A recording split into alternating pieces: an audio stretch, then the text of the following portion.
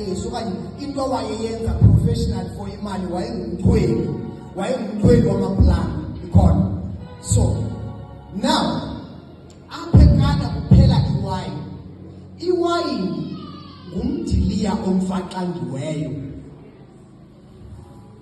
Utsho ukuthi kufuneke kube khona igrapes okanye umdiliya for you to be able to create iwine. Amen. So now emtshatweni waseKana kuphela iwayini. Nisekhona bathandana. Now xa iphela iwayini, because aba bantu babenomtshato babengekwazi uorganize ii-grapes, babengeke bakwazi uorganize ii-grapes zifike ngelaa xesha. Amen. Babengenawukwazi uorganize ii-grapes, babengenawukwazi uorganize umntu le nto kuthiwa yi-wine presser ozawupressa eza grapes.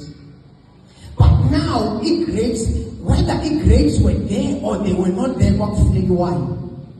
Now kwadingeka umntu one-experience yokuthi apha kulendlu okanye apha kweli holo njengoba lingaka ngubani ongasinceda asenzele into engasebenzisi into esetyenziswayo ukuyenza. Now kwavuka uMary, into yamenza uMary ukuba abe nesibindi sobiza uYesu. It's because uyayazi into awayixelelwa nguGabriel 30 years ago ukuthi lento oyithweleyo uthwele uThixo. Now uyayazi bangabana right now into ekufuneka ndiyenze kufuneka ndiyobiza uYesu ukuthi Yesu, I was told that you are God. Now I want a miracle. Now come and perform a miracle kule situation. So akudingeka umuntu omnye omaziyo uYesu ngubani. Amen. Now nansi ke bangcwele into exakayo engiqonda ubana ngiyayingandixaka xa ngabana ndisesisicaka. Lo mama asimazi sesisicaka. Ubiza unyanakhe uba unyanakhe makeze apha kweligumbi kusetyenzelwa kulo. Xa efika kweligumbi uthetha nonyana wakhe. Uthi unyana wakhe, uyabona ke into yenzekileyo apha nyanakho, baphelelwe yiwayini. Amen. So uYesu ka athethe ngalento qha into yamphazamisayo uMaria sesi statement uYesu awasenzayo xa esithi ixesha lam alikafiki. Nyalandela, because into emphazamisayo kwesi statement is that 30 years ago I was a virgin. My time for me to get pregnant was not yet there.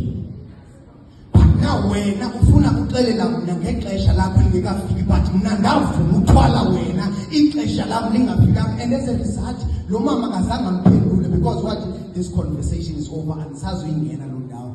Wajika wajonga to the servants and then she said to the servants, nina into azayitsho lo andikhathali noba yintoni azayitsho niyenze. Waphuma wavala umnyango washiya kuYesu eshiyeka nabo.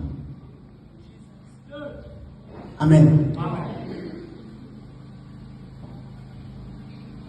Now uMaria wazi ukuba uYesu ungubani. Now naba ngenzeka babemazi uYesu ngoba bawilaleni leya. Babemazi uYesu ba ungumthweni ukuthi lo mama uzosinika umuntu obethelela amaplanga. Uzothi thina singabantu abahlala sisenza iwayini, uba thina masimamele umthweni uba asixelele basenzeni ngesituation.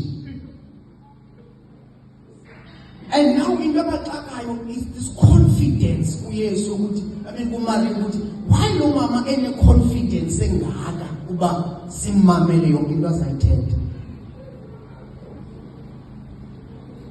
Yabona into ayithetha uYesu oqala, mina bangaqabani ndandiseza sicala ndanza ukuthi imbudi endiyithethayo ayenziwa kanjalo le.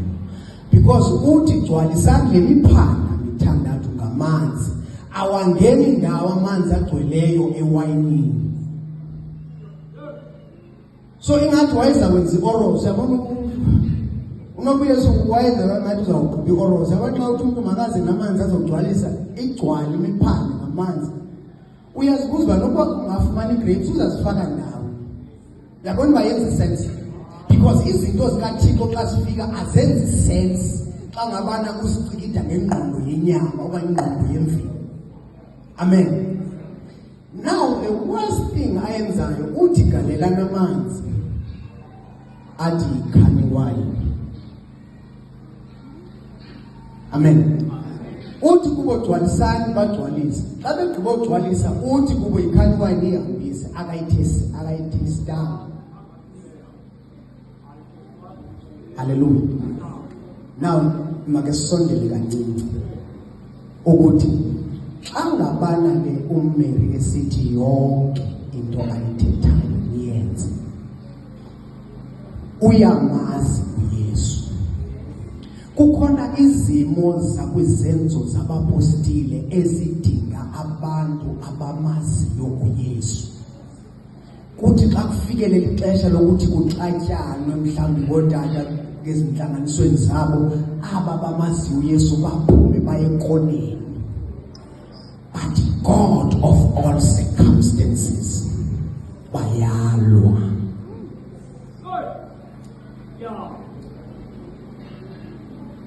Hallelujah.